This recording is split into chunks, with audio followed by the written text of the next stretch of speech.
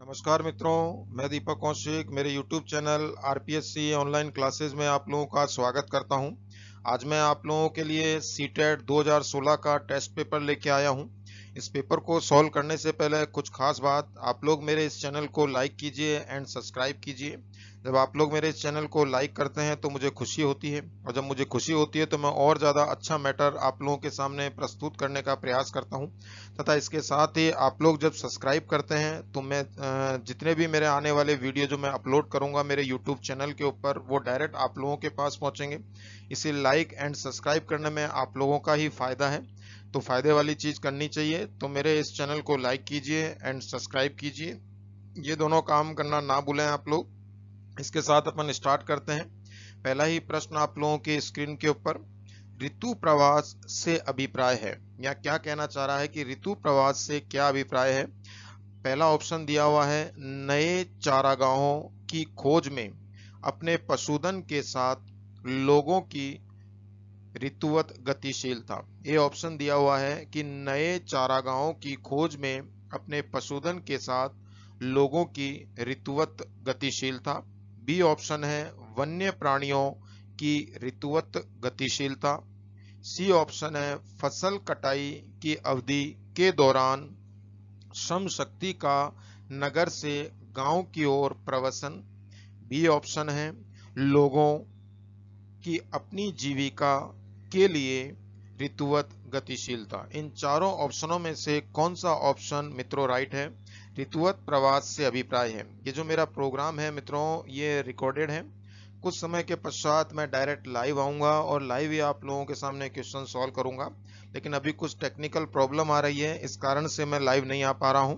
तो कुछ समय के पश्चात उस टेक्निकल प्रॉब्लम को दूर करने का प्रयास करूंगा और फिर आपके सामने लाइव आने का कोशिश करूंगा और लाइव आऊंगा आप लोगों के सामने। इससे प्रश्न को आप सरल करने का प्रयास करें। इस प्रश्न को ऋतु प्रवास से अभिप्राय है। पहला आप लोगों के प्रश्न आपके स्क्रीन पर है, ऋतु प्रवास से अभिप्राय है। ए ऑप्शन है, नए चारागाहों की खोज में अपने पशुधन के साथ लोगों की ऋतुवत गतिशीलता। बी ऑप्शन है, वन्य प्राणियों की ऋतुवत गतिशीलता। सी ऑप्शन है, फसल कटाई की अवधि के दौरान श्रम शक्ति का नगर से गांव की ओर प्रवसन। और डी ऑप्शन है, लोगों की अपनी जीविका के लिए ऋतुवत गतिशीलता। इन चारों में से एक ऑप्शन राइट है। ऋतुवत प्रवास का मतलब क्या होता है? ऋतुवत प्रवास का मतलब कि जैसे जैसे ऋतुओं में परिवर्तन होता जाता है, एक स्थान से दूसरे स्थान पर प्रवास भी होता जाता है, अर्थात गतिशीलता लगातार बनी रहती है। एक स्थान से दूसरे स्थान पर ऋतु के परिवर्तन के आधार पर अपने स्थान में परिवर्तन करना ही ऋतु प्रवास कहलाता है। तो आप लोग बताइए कि इनमें से कौन सा आंसर राइट है। यह सीसेट 2016 का टेस्ट पेपर है, जो कि सीसेट 2016 के एग्जाम में आया था। तो पहला ऑप्शन है, ऋतु प्रवास से अभिप्राय है, सॉरी पहला प्रश्न है आप लोगों के ऋतु प्रवास से अभिप्राय है। यदि अपन इसका राइट आंसर देखें मित्रों, तो राइट आंसर क्या होगा इसका, आप लोग सोचिए और मेरे कमेंट बॉक्स में आप लोग इसका आंसर जरूर दीजिएगा। मैं इतना टाइम इसलिए लगाता हूं जिससे कि आप लोग आसानी से आंसर सोच सकें और आंसर दे सकें। यदि अपन इसका आंसर देखते हैं मित्रों, तो A is A right answer कि नए चारागाहों की खोज में अपने पशुधन के साथ लोगों की ऋतुवत गतिशीलता, अर्थात ऋतु प्रवास का अभिप्राय यही बताया गया है।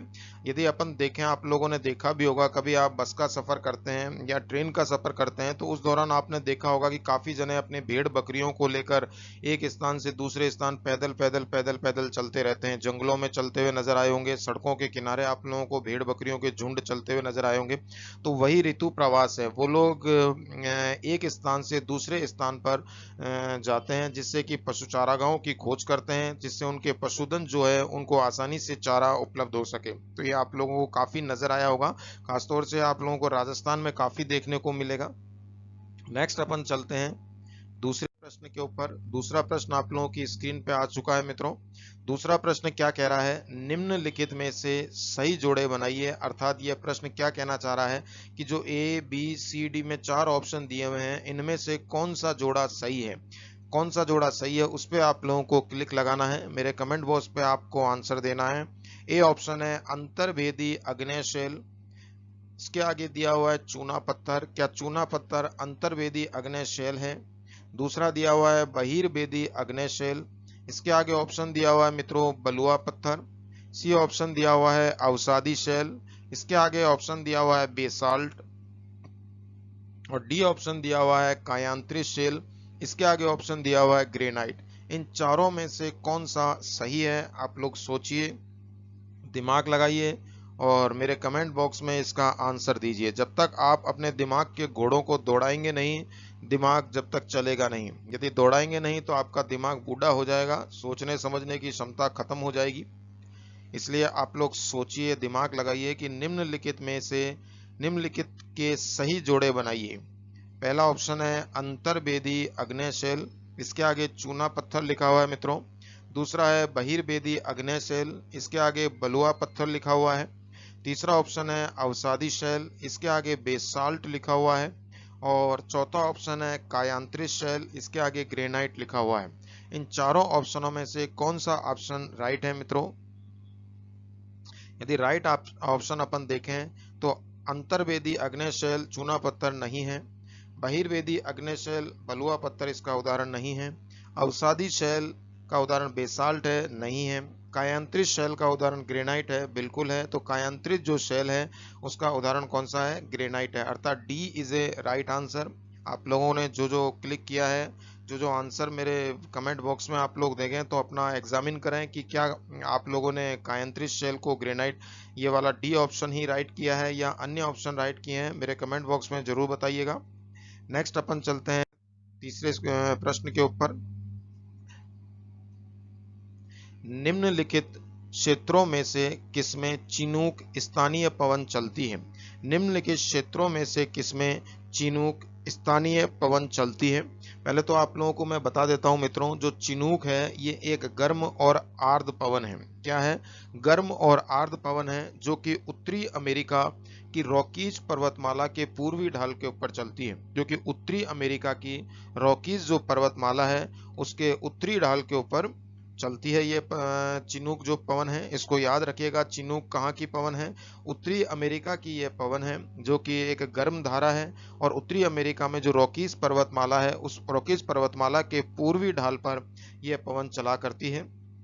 इसके साथ ही इस पवन को हिमहारणी पवन भी कहा करते हैं, क्योंकि गर्म है और गर्म होने के कारण जैसे ही ये पवन चलती है तो बर्फ की शिलाओं को पिघला देती है। इस कारण से इस चिनूक को हिमहारणी पवन के नाम से भी जाना जाता है। क्लियर हो गई मित्रों बात? यदि आप लोगों के एग्जाम में आता है कि चिनूक है, तो चिनूक स्थानीय पवन एक गर्म और आर्द्र पवन है, जो कि उत्तरी अमेरिका में चलती है। कहाँ पर चलती है? कौन से पर्वत पर? रॉकीज पर्वतमाला पर चलती है। और किस साइड चलती है? पूर्वी ढाल की तरफ चलती है।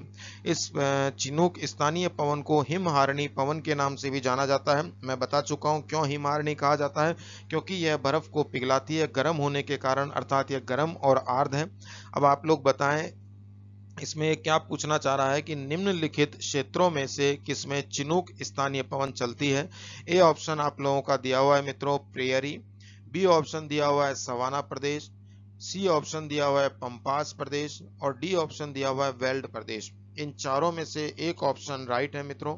तो आप लोग देखने का बताने का प्रयास कीजिए और मेरे कमेंट बॉक्स में इसका आंसर जरूर दीजिएगा। प्रेयरी प्रदेश में चलती है, या सवाना प्रदेश में चलती है, या पंपास प्रदेश में चलती है, या फिर वेल्ड प्रदेश में चलती है? बताइए मित्रों, सोचिए। जब तक आप दिमाग के घोड़े नहीं दौड़ाएंगे तब तक आपका दिमाग नहीं चलेगा, और दिमाग नहीं चलाओगे तो दिमाग बूढ़ा हो जाएगा लॉकडाउन में। और लॉकडाउन में अपने दिमाग को बूढ़ा नहीं करना है, जवान बनाए रखना है एकदम घोड़े की तरह। तो अपने दिमाग के घोड़ों को चड़क चड़क चड़क दौड़ाइए। जब तक दौड़ाओगे नहीं, जब तक कुछ भी नहीं हो सकता। पढ़ने से कुछ नहीं होता मित्रों, सोचने समझने की जो क्षमता है उसको भी जनरेट करना पड़ता है।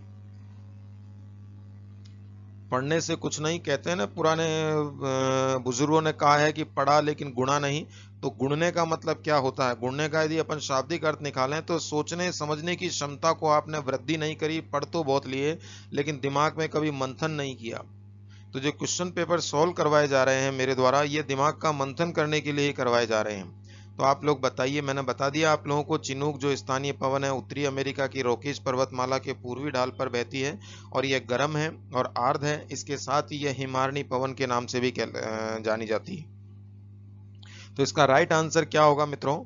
यदि अपन इसका राइट आंसर देखें तो A is A right answer. यह प्रेरी प्रदेशों में चलती है। क्लियर हो गई बात? अतः चिनूक जो स्थानीय पवन है मित्रों, वह प्रेरी प्रदेशों में चलने वाली पवन है। चौथा प्रश्न आप लोगों की स्क्रीन पे आ चुका है मित्रों। चौथा क्या कह रहा है? वायुमंडल परतों में से कौन सी परत रेडियो प्रसारण में सहायता करती है? वायुमंडलीय परतों में से कौन सी परत रेडियो प्रसारण में सहायता करती है? ये मैं आप लोगों को पढ़ा चुका हूँ चैप्टर के अंदर। माध्यमिक शिक्षा बोर्ड की जो कक्षा 7 के जो चैप्टर मेरे द्वारा पढ़ाए जा रहे हैं उनमें इसका मैं आंसर बताया है। मैंने आपको काफी अच्छी तरीके से मैंने वायुमंडल की परतों को समझाने का प्रयास किया है मित्रों। तो बताइए, वायुमंडलीय परतों में से कौन सी परत रेडियो प्रसारण में सहायता करती है? ए ऑप्शन है शोभ मंडल, बी ऑप्शन है मध्य मंडल, सी ऑप्शन है बाह्य मंडल और डी ऑप्शन है समताप मंडल। कौन सी ऐसी परत है जो रेडियो प्रसारण में सहायता करती है? यह सीसैट 2016 के अंदर पूछा गया प्रश्न है। बताइए मित्रों, क्या इसका आंसर राइट होगा? यदि अपन इसका राइट आंसर देखने का प्रयास करें तो जो रेडियो तरंगे हैं, रेडियो प्रसारण की जो तरंगे हैं वह कौन से उसमें चलती हैं? रेडियो प्रसारण में सहायक है कौन सी परत? यदि अपन इसका देखें आंसर मित्रों तो सी इज ए राइट आंसर, बाह्य मंडल। बाह्य मंडल एक ऐसा मंडल है जो रेडियो प्रसारण में सहायता करता है। क्लियर हो गई मित्रों बात? नेक्स्ट प्रश्न पर अपन चलते हैं। पांचवा प्रश्न आप लोगों की स्क्रीन पर आ चुका है मित्रों। सुनहरी जरी निम्नलिखित में से किसकी एक किस्म है? सुनहरी जरी निम्नलिखित में से किसकी एक किस्म है मित्रों? यह सूती वस्त्र की किस्म है, नायलॉन की किस्म है, सी ऑप्शन जूट की किस्म है या सिल्क की किस्म है? ध्यान से सोचिएगा और ध्यान से सोचकर ही जवाब दीजिएगा। एक गलत आंसर आपको हजारों स्टूडेंट्स के पीछे कर देता है और सिलेक्शन की जो चांस होते हैं वह काफी कम हो जाते हैं। इसलिए प्रैक्टिस करना बहुत आवश्यक है। इसलिए कहा जाता है प्रैक्टिस मेक्स मैन परफेक्ट। जो जितनी ज्यादा प्रैक्टिस करता है वो उतना ज्यादा ही परफेक्ट हो जाता है। तो सुनहरी जरी निम्नलिखित में से किसकी एक किस्म है? ए ऑप्शन दिया हुआ है सूती वस्त्र, बी ऑप्शन दिया हुआ है नायलॉन, सी ऑप्शन दिया हुआ है जूट और डी ऑप्शन दिया हुआ है सिल्क। इन चारों में से एक आंसर राइट है मित्रों। मेरे कमेंट बॉक्स में जरूर बताइएगा। मैं इतना स्लो मोशन में इसलिए चलता हूं ताकि आप लोग सोच सकें और सोच के उसका आंसर दे सकें। हालांकि ये रिकॉर्डेड वीडियो है, इसमें मैं डायरेक्ट भी आप लोगों को आंसर बता सकता हूं, लेकिन उसमें आपकी सोचने समझने की क्षमता खत्म हो जाएगी। आप डायरेक्ट आंसर पढ़ते रहेंगे तो मजा नहीं आता है पढ़ने में। जब तक आप आंसर नहीं सोचेंगे तब तक पढ़ने का मजा भी नहीं आएगा। तो सुनहरी जरी निम्नलिखित में से किसकी एक किस्म है? यदि अपन इसका आंसर देखें मित्रों तो इसका आंसर क्या होगा? इसका आंसर आप लोग बताइए, दिमाग लगाइए कि इसका क्या राइट आंसर होगा। पांचवें क्वेश्चन का jute is a right answer. तो जो सुनहरी जरी है वह जूट की एक किस्म बताई जाती है। क्लियर हो गई मित्रों बात? नेक्स्ट अपन 6 प्रश्न के ऊपर चलते हैं। जनसंख्या घनत्व से अभिप्राय है। 6 प्रश्न क्या कह रहा है? जनसंख्या घनत्व से अभिप्राय है। इसमें ए ऑप्शन दिया हुआ है किसी क्षेत्र विशेष में रहने वाले लोगों की संख्या, बी ऑप्शन दिया हुआ है एक निश्चित अवधि के दौरान लोगों की संख्या, सी ऑप्शन दिया हुआ है भूपृष्ठ लोगों के फैसले का स्वरूप और डी ऑप्शन दिया हुआ है पृथ्वी के पृष्ठ के एक इकाई क्षेत्र में रहने वाले लोगों की संख्या। इन चारों में से एक ऑप्शन राइट है मित्रों। तो बताने का प्रयास कीजिए कि चारों में से कौन सा ऑप्शन राइट होगा। जनसंख्या घनत्व से अभिप्राय है, दोबारा बोल देता हूं मित्रों।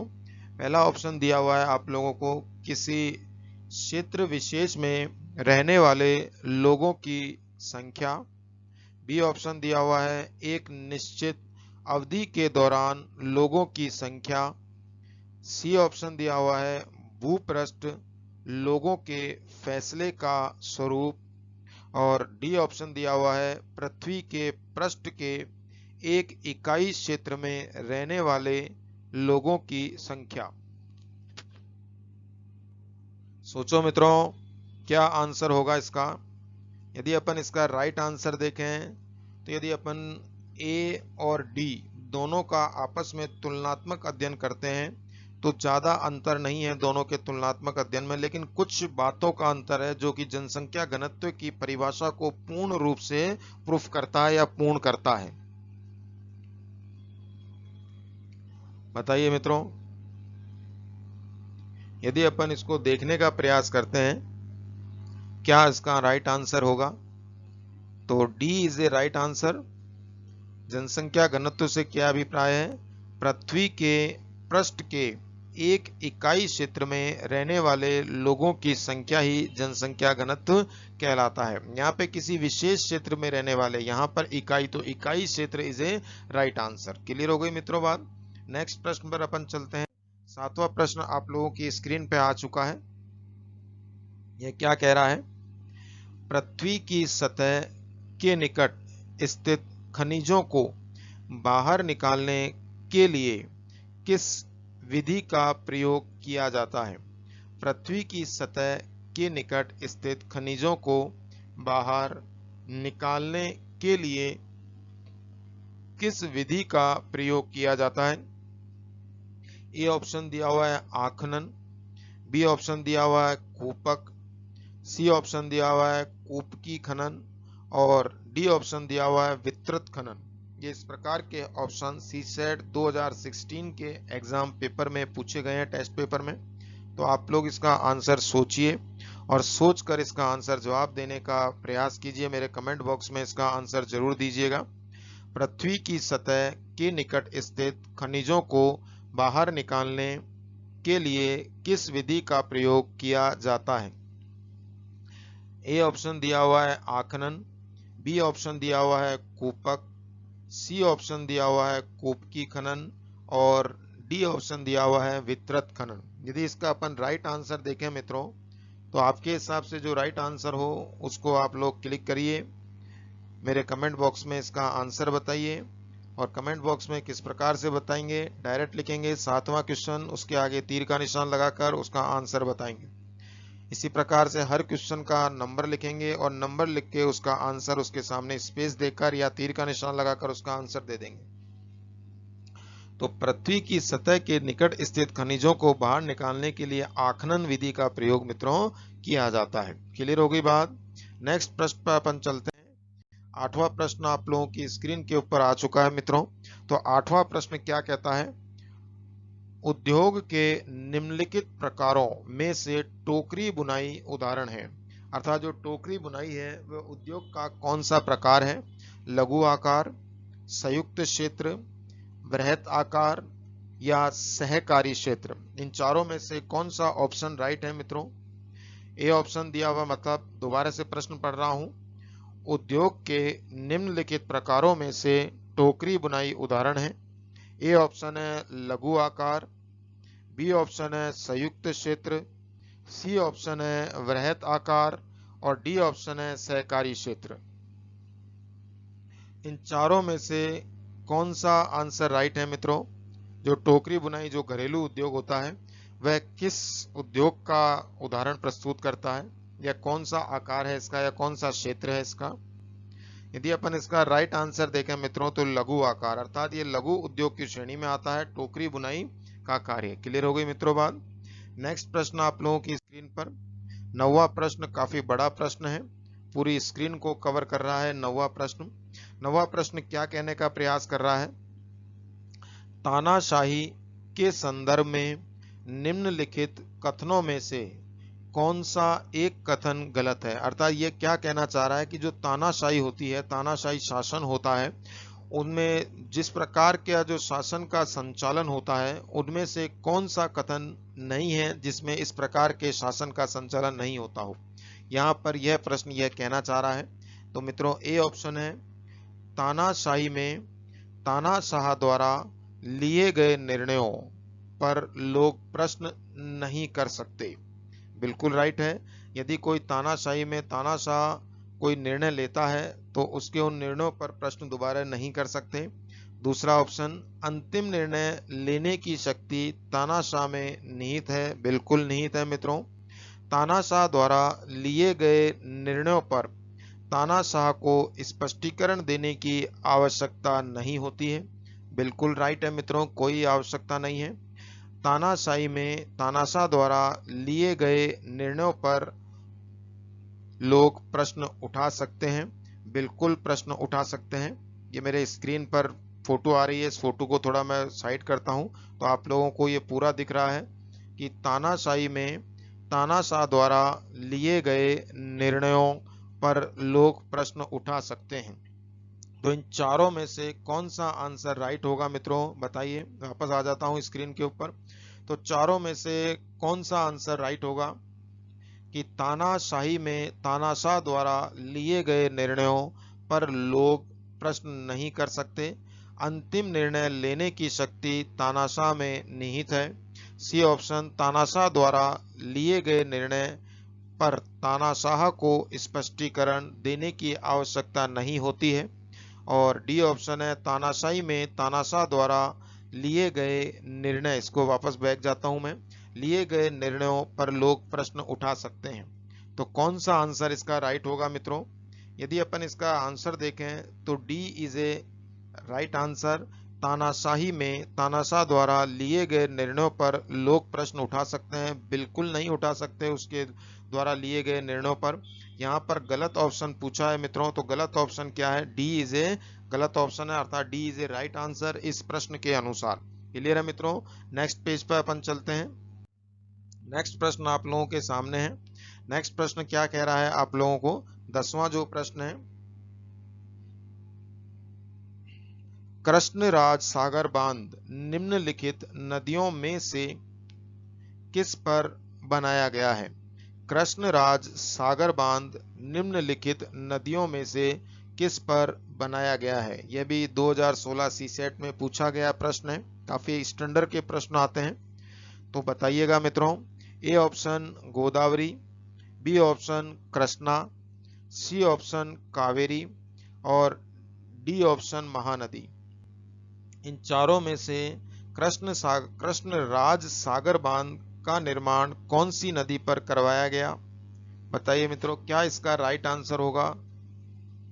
ए ऑप्शन है गोदावरी, बी ऑप्शन है कृष्णा, सी ऑप्शन है कावेरी और डी ऑप्शन है महानदी। यदि अपन इसका राइट आंसर देखें मित्रों तो सी इज ए राइट आंसर, अर्थात कावेरी नदी के ऊपर कृष्ण सागर बांध का निर्माण करवाया गया। क्लियर हो गई मित्रों बात? नेक्स्ट अपन चलते हैं।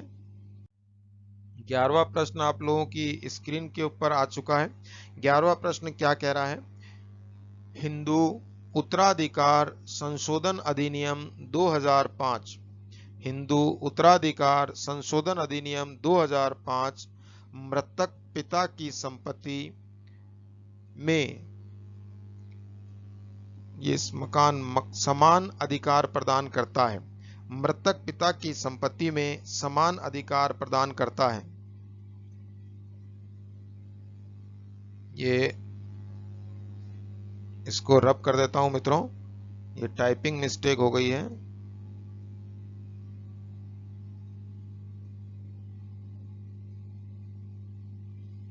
बताइए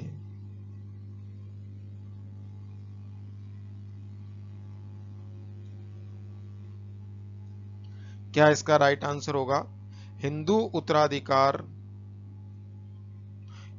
उत्तराधिकार संशोधन अधिनियम 2005 मृतक पिता की संपत्ति में अधिकार प्रदान करता है।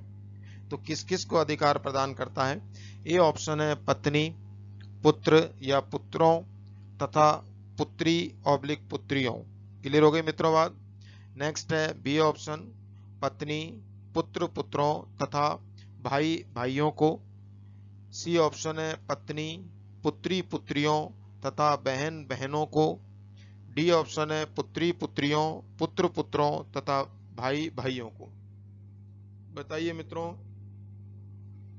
कौन सा इसका राइट आंसर होगा कि जो मृतक पिता है उसकी संपत्ति है उसमें अधिकार किस किस को मिलता है।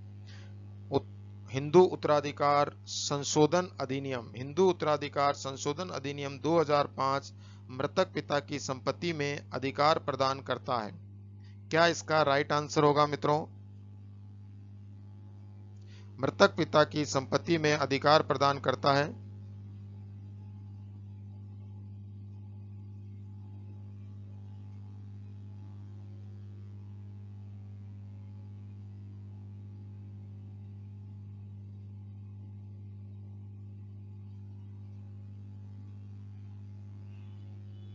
बताइए मित्रों इसका क्या राइट आंसर होगा? क्या पत्नी को, पुत्र पुत्रों को, पुत्री पुत्रियों को, पत्नी को, पुत्र पुत्रों और मृतक के भाई बहनों को, पत्नी को, पुत्र पुत्रियों को तथा मृतक की बहन बहनों को, पुत्री पुत्रियों, पुत्र पुत्रों तथा मृतक के भाई और भाइयों को। क्या इसका राइट आंसर होगा? तो A is A right answer. जो मृतक है उसकी संपत्ति में से जो अधिकार मिलेगा मित्रों वह पत्नी को मिलेगा, उसके पुत्र को मिलेगा, या और कई पुत्र हैं जैसे 4 से 5 पुत्र हैं, एक से ज्यादा पुत्रों की संख्या है तो सारे पुत्रों को मिलेगा, तथा उनकी बेटी को मिलेगा, या एक से ज्यादा बेटियां हैं तो उन सभी बेटियों को मिलेगा। बल्कि भाई बहनों इनसे कोई लेना देना नहीं है हिंदू उत्तराधिकार संशोधन अधिनियम 2005 के अनुसार। क्लियर है मित्रों बात? नेक्स्ट प्रश्न पर अपन चलते हैं। 12वां प्रश्न आप लोगों की स्क्रीन पर आ चुका है। क्या कह रहा है 12वां प्रश्न? भारतीय राष्ट्र का वर्णन करने के लिए विविधता में एकता मुहावरा इन राष्ट्रीय नेताओं में से किसने दिया? बताइए मित्रों विविधता में से एकता मुहावरा इन राष्ट्रीय नेताओं में से किसने दिया? ए ऑप्शन है सरदार वल्लभ भाई पटेल, बी ऑप्शन है पंडित जवाहरलाल नेहरू, सी ऑप्शन है बाल गंगाधर तिलक और डी ऑप्शन है महात्मा गांधी। मैं काफी स्लो मोशन में इसलिए चलता हूं जिससे आप लोग प्रश्न को अच्छी तरीके से समझ सकें और मेरे कमेंट बॉक्स में आंसर दे सकें। भारतीय राष्ट्र का वर्णन करने के लिए विविधता में एकता मुहावरा इन राष्ट्रीय नेताओं में से किसने दिया? ए ऑप्शन है सरदार वल्लभ भाई पटेल, बी ऑप्शन है पंडित जवाहरलाल नेहरू, सी ऑप्शन है बाल गंगाधर तिलक और डी ऑप्शन है महात्मा गांधी। इन चारों में से किसने इस प्रकार का नारा दिया था या किसने इस प्रकार का मुहावरा दिया था मित्रों? यदि अपन आंसर देखें तो B is A right answer. यह जो मुहावरा दिया यह पंडित जवाहरलाल नेहरू ने प्रस्तुत किया था, विविधता में एकता का मुहावरा। क्लियर है मित्रों बात? नेक्स्ट प्रश्न पर अपन चलते हैं। 13वां प्रश्न आप लोगों की स्क्रीन पे आ चुका है। सुल्तान का स्वप्न नामक कहानी की लेखिका इनमें से कौन है? सुल्तान का स्वप्न नामक कहानी की लेखिका इनमें से कौन है? बताइए मित्रों। ए ऑप्शन दिया हुआ है मुमताज अली, बी ऑप्शन है राम सुंदर देवी, सी ऑप्शन है पंडिता रामाबाई और डी ऑप्शन है रुकैया सखावत हुसैन। यहाँ शेखावत नहीं है, सखावत हुसैन है। बताइए मित्रों क्या इसका राइट आंसर होगा? सुल्तान का स्वप्न नामक कहानी की लेखिका कौन है? मुमताज अली, बी ऑप्शन राम सुंदर देवी, सी ऑप्शन पंडिता रामाबाई और डी ऑप्शन रुकैया सखावत हुसैन। ध्यान से सोचिए और मेरे कमेंट बॉक्स में इसका आंसर क्लिक कीजिए, जिससे आप लोगों का टेस्ट हो सके और दिमाग के घोड़े दौड़ सके। यदि दिमाग के घोड़ों को दौड़ाओगे नहीं तो दिमाग बूढ़ा हो जाएगा मित्रों, किसी काम का नहीं रहेगा, जंग लग जाएगा दिमाग में। बताइए मित्रों इसका आंसर क्या होगा? सी is a right answer, Pandita Ramabai. सुल्तान का जो स्वप्न है वह पुस्तक किसने लिखी थी? पंडिता रामाबाई के द्वारा यह पुस्तक लिखी गई थी। नेक्स्ट प्रश्न आप लोगों की स्क्रीन पे आ चुका है। 14 नंबर का प्रश्न। गुलामगिरी नामक पुस्तक इनमें से किसने लिखी? गुलामगिरी नामक पुस्तक इनमें से किसने लिखी? ए ऑप्शन ज्योतिराव फूले ने, बी ऑप्शन श्री नारायण गुरु ने, और C option doctor Bhimrao B R Ambedkar ने, और D option E V Ramaswamy Periyar ने। गुलामगिरी नामक पुस्तक किसके द्वारा लिखी गई? ए ऑप्शन बोल रहा हूं दोबारा से, ज्योतिराव फूले ने, बी ऑप्शन श्री नारायण गुरु ने, और C option doctor B R Ambedkar ने, और D option E V Ramaswamy ने। किन्होंने गुलामगिरी नामक पुस्तक लिखी थी मित्रों? इनमें से कौन से विद्वान थे जिन्होंने गुलामगिरी नामक पुस्तक लिखी? यदि अपन इसका राइट आंसर देखें मित्रों, तो राइट आंसर इसका होगा A is A right answer. Jyotirao Phule ने यह पुस्तक लिखी थी मित्रों। क्लियर हो गई बात? तो A is A right answer, तो आपको ए पर ही क्लिक करना है। जिसने ए पर क्लिक किया है उसका आंसर राइट है। नेक्स्ट अपन चलते हैं मित्रों 15वें क्वेश्चन के ऊपर। 15वां क्वेश्चन आपकी स्क्रीन पर है। काफी लंबा चौड़ा प्रश्न है ये, देखें। भारतीय न्यायिक व्यवस्था के संदर्भ में अपील की व्यवस्था का अर्थ है। क्या प्रश्न पूछ रहा है? भारतीय न्यायिक व्यवस्था के संदर्भ में अपील की व्यवस्था का अर्थ है। पहला ऑप्शन है ऊपरी अदालतों के फैसले निचली अदालतों को मान्य होते हैं। बी ऑप्शन किसी व्यक्ति को अगर ऐसा लगता है कि निचली अदालत द्वारा दिया गया फैसला सही नहीं है। सी ऑप्शन कोई भी अपने मामले पर बिना किसी कानूनी डिग्री के न्यायालय में बहस कर सकता है। और डी ऑप्शन विधायिका, कार्यपालिका और न्यायपालिका के बीच शक्तियों का बंटवारा। इन चारों में से कौन सा आंसर मित्रों राइट है? विधायिका, कार्यपालिका और न्यायपालिका के बीच शक्तियों का बंटवारा। बताइए मित्रों कौन सा आंसर इसका राइट होगा? भारतीय न्यायिक व्यवस्था के संदर्भ में अपील की व्यवस्था का अर्थ है। ए ऑप्शन ऊपरी अदालतों के फैसले निचली अदालतों को मान्य होते हैं। बी ऑप्शन किसी व्यक्ति को अगर ऐसा लगता है कि निचली अदालत द्वारा दिया गया फैसला सही नहीं है।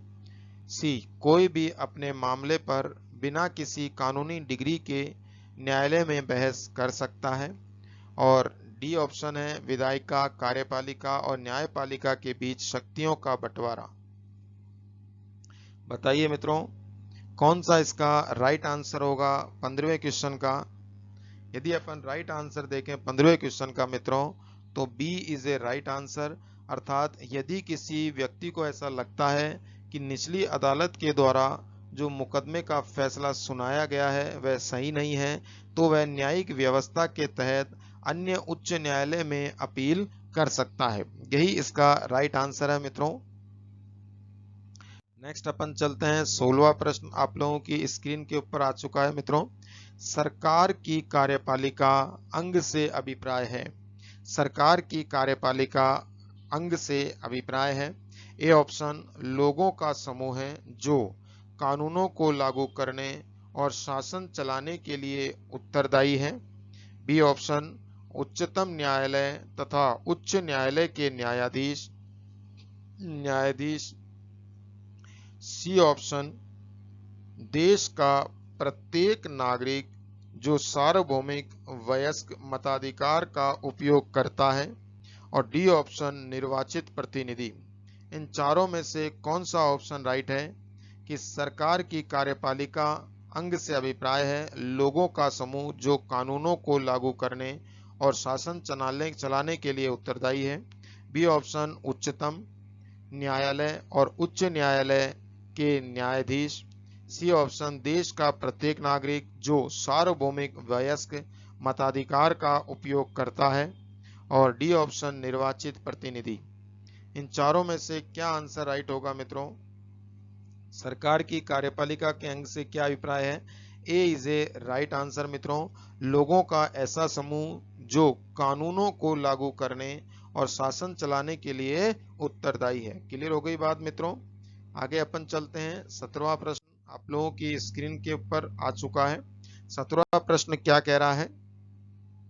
संविधान का अनुच्छेद 22 सुनिश्चित करता है, अर्थात संविधान का जो अनुच्छेद 22 है मित्रों, वह क्या सुनिश्चित करता है?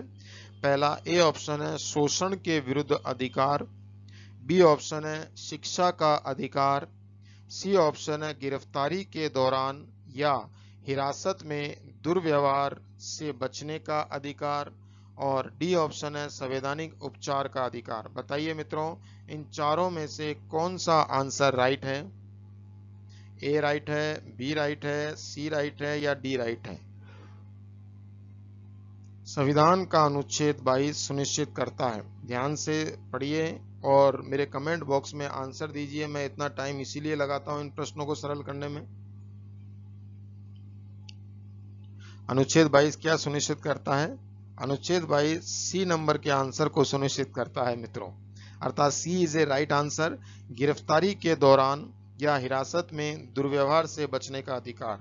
जब किसी मुजरिम को या किसी व्यक्ति को गिरफ्तार किया जाता है पुलिस के द्वारा, तो उस समय अनावश्यक रूप से हिरासत में उसके संग दुर्व्यवहार किया जा रहा है, उसके संग गलत व्यवहार से पेश आया जा रहा है, तो इस अधिकार को सुनिश्चित करने का जो अनुच्छेद भारत के संविधान में दिया हुआ है वह 22 में दिया हुआ है कि इस संविधान के तहत पुलिस जो है वह किसी भी मुजरिम को अनावश्यक रूप से परेशान नहीं कर सकती है जब तक कानून के द्वारा या न्यायालय के द्वारा उसको सजा नहीं सुनाई जाती, तब तक वह किसी भी प्रकार से उसके संग दुर्व्यवहार नहीं कर सकती है जो कि उसको किसी प्रकार का नुकसान पहुंचाए। तो अनुच्छेद 22 के द्वारा यह तथ्य कहा गया है। नेक्स्ट आ जाए मित्रों 18वें प्रश्न के ऊपर। 18वां प्रश्न आप लोगों की स्क्रीन पर है। लोकसभा में सत्ताधारी दल का मुखिया इनमें से कौन सा होता है? लोकसभा में सत्ताधारी दल का मुखिया इनमें से कौन सा होता है मित्रों? ए ऑप्शन है प्रधानमंत्री, बी ऑप्शन है अध्यक्ष, सी ऑप्शन है उपराष्ट्रपति और डी ऑप्शन है राष्ट्रपति। इन चारों में से कौन सा ऑप्शन राइट है मित्रों? लोकसभा में सत्ताधारी दल का मुखिया इनमें से कौन सा होता है? ए ऑप्शन है प्रधानमंत्री, बी ऑप्शन है अध्यक्ष, सी ऑप्शन है उपराष्ट्रपति और डी ऑप्शन है राष्ट्रपति। लोकसभा में सत्ताधारी दल का नेता अभी कौन है मित्रों? सत्ताधारी दल के नेता हमारे देश के वर्तमान प्रधानमंत्री, अर्थात लोकसभा में सत्ताधारी दल का नेता कौन होता है मित्रों? प्रधानमंत्री। तो A is A right answer. Clear हो गई बात। नेक्स्ट अपन चलते हैं 19वें प्रश्न के ऊपर। 19 प्रश्न क्या कह रहा है? उच्च प्राथमिक स्तर पर सामाजिक एवं राजनीतिक जीवन के पाठ्य पुस्तकों में से निम्नलिखित विषय में से किससे संबंधित है? कितना अच्छा प्रश्न है और प्रश्न की लैंग्वेज भी काफी टिपिकल है। अर्थात ये कहना चाह रहा है कि जो सामाजिक और राजनीतिक जीवन है वह निम्न में से कौन सी पाठ्य पुस्तक से सम्मिलित है? पाठ्य पुस्तकों के विषय से सम्मिलित है, बताइए। ए ऑप्शन अर्थशास्त्र, बी ऑप्शन दर्शन शास्त्र, सी ऑप्शन अंतरराष्ट्रीय संबंध और डी ऑप्शन मनोविज्ञान। ये तो आप लोग समझ ही गए होंगे मित्रों किससे संबंधित हो सकता है। ए इज ए राइट आंसर। अर्थशास्त्र, कौटिल्यकृत अर्थशास्त्र जो पुस्तक है मित्रों वह सामाजिक और राजनीति से संबंध रखती है। सामाजिक राजनीति और लोक प्रशासन का संबंध इस पुस्तक से है। तो इसका आंसर क्या होगा मित्रों? ए इज ए राइट आंसर। अब 20वां प्रश्न आप लोगों की स्क्रीन के ऊपर आ चुका है। यह भी काफी लेंदी प्रश्न है, पूरा पेपर जो है वह 20वें प्रश्न पर भर गया है। तो 20वां प्रश्न क्या कह रहा है? सामाजिक विज्ञान शिक्षण के लिए आप वृत्तांतों का प्रयोग क्यों करेंगे? दिए गए विकल्पों में से सबसे उचित कारण को चुनिए। अर्थात जो सबसे ज्यादा उचित हो, उचित तो लगभग चारों ही होंगे, लेकिन सबसे ज्यादा उचित कारण कौन सा है, बेस्ट आंसर कौन सा है, उसको आप लोगों को चुनना है। ये ऑप्शन है कक्षा का मनोरंजक एवं सजीव बना सके, बी ऑप्शन अवधारणाओं को सजीव वास्तविकताओं के साथ जोड़ सके। सी ऑप्शन पाठ्यक्रम की पूर्णता को सुनिश्चित कर सके। और डी ऑप्शन शिक्षार्थियों को संवैधानिक बना सके जिससे वे उचित आदर्श का पता कर सकें। बताइए मित्रों, क्या इसका राइट आंसर होगा? 20वें प्रश्न का आंसर क्या होगा? यदि अपन 20वें प्रश्न का आंसर देखें तो B is A right answer, अर्थात जो सामाजिक विज्ञान शिक्षण के लिए कौन से वृत्तांत संबंधों का प्रयोग है? अवधारणाओं को सजीव वास्तविकताओं के साथ जोड़ सके। बिल्कुल सही है, सामाजिक विज्ञान यही करता है कि अवधारणाओं को सजीव वास्तविकताओं के साथ जोड़ने का प्रयास करता है। 21वां प्रश्न आप लोगों की स्क्रीन के ऊपर हाजिर है। 21वां प्रश्न क्या कह रहा है, देखने का प्रयास कीजिए मित्रों। राष्ट्रीय आधार समूह 2016 के अनुसार सामाजिक विज्ञान का शिक्षण अपनी लोकप्रियता को खो रहा है। तो इस क्यों खो रहा है, इसके बारे में आप लोगों को बताना है कि राष्ट्रीय आधार समूह 2006 के अनुसार सामाजिक विज्ञान का शिक्षण अपनी लोकप्रियता को खो रहा है। तो क्यों खो रहा है? ए ऑप्शन, यह एक अनुपयोगी विषय के रूप में जाना जाता है इसलिए खो रहा है। बी ऑप्शन, यह कई विषयों का अध्ययन को प्रोत्साहित करता है। सी ऑप्शन, यह मानवीय मूल्यों में अंतर्विरोध की इकाई कई स्थितियां प्रस्तुत करता है। और डी ऑप्शन, यह अत्यधिक वैज्ञानिक दृष्टिकोण पर बल देता है। बताइए मित्रों, क्या इसका राइट आंसर होगा? जो राष्ट्रीय आधार समूह 2006 के अनुसार सामाजिक विज्ञान का शिक्षण अपनी लोकप्रियता खो रहा है, तो इसका राइट आंसर क्या होगा मित्रों?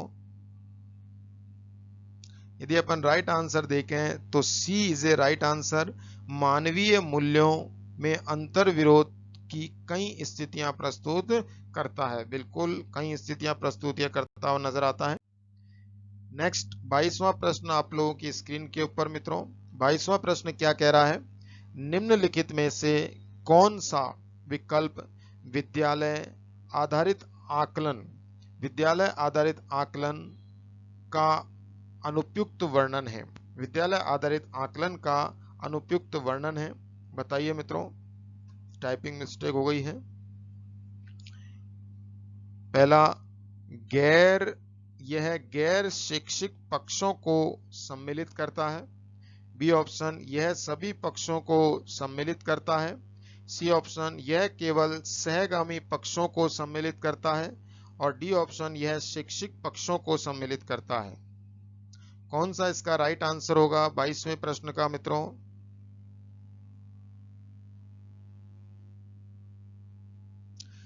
सी इज ए राइट आंसर, यह केवल सहगामी पक्षों को सम्मिलित करता है। नेक्स्ट प्रश्न पर अपन चलते हैं। 23वां प्रश्न आप लोगों की स्क्रीन के ऊपर है मित्रों। सामाजिक विज्ञान का अध्ययन वैज्ञानिक क्यों है? सामाजिक विज्ञान का अध्ययन वैज्ञानिक क्यों है मित्रों? बताइए।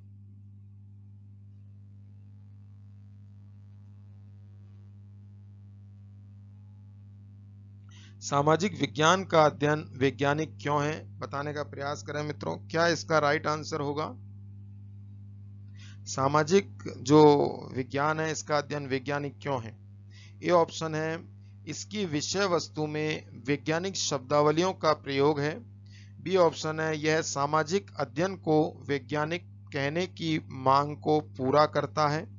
सी ऑप्शन है, इसके अंतर्गत क्रमबद्ध तरीके से प्रमाणित ज्ञान को अर्जित किया जाता है।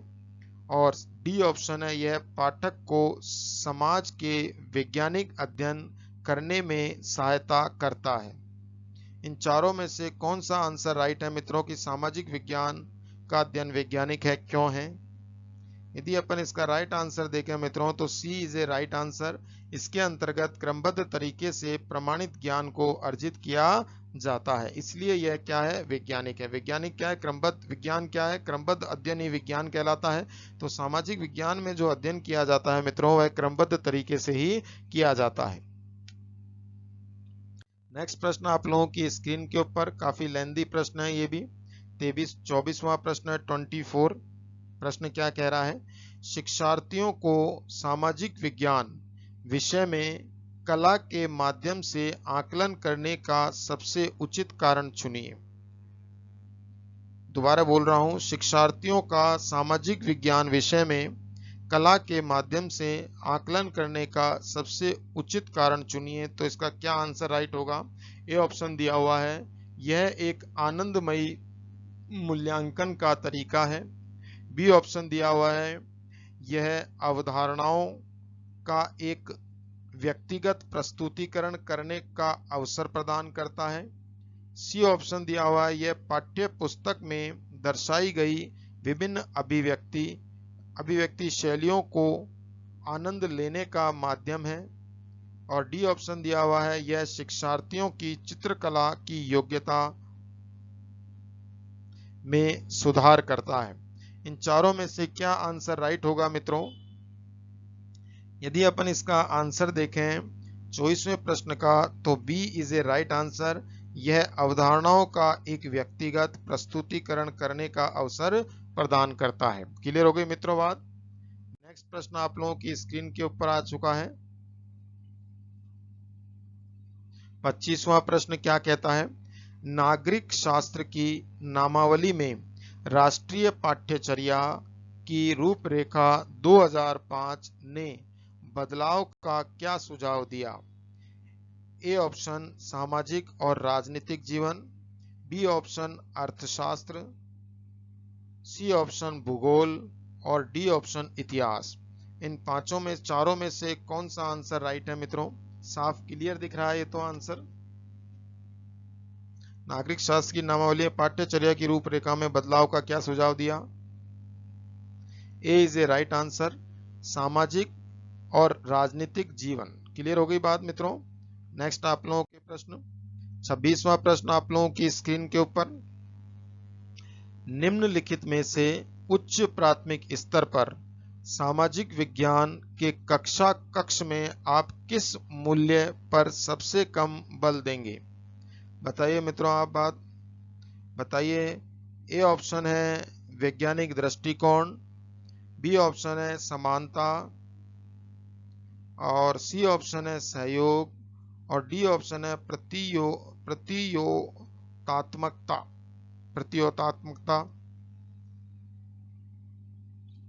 ये मिस्टेक हो गई मित्रों बात में, यहाँ पे प्रतियोगितात्मकता है, प्रिंटिंग मिस्टेक हुआ है। बताइए इसका क्या आंसर होगा। यदि इसका अपन राइट आंसर देखें मित्रों तो राइट आंसर 4 ही है इसका, प्रतियोगितात्मकता। क्लियर हो गई बात। नेक्स्ट अपन चलते हैं, इसके साथ ही ये चैप्टर समाप्त होता है मित्रों।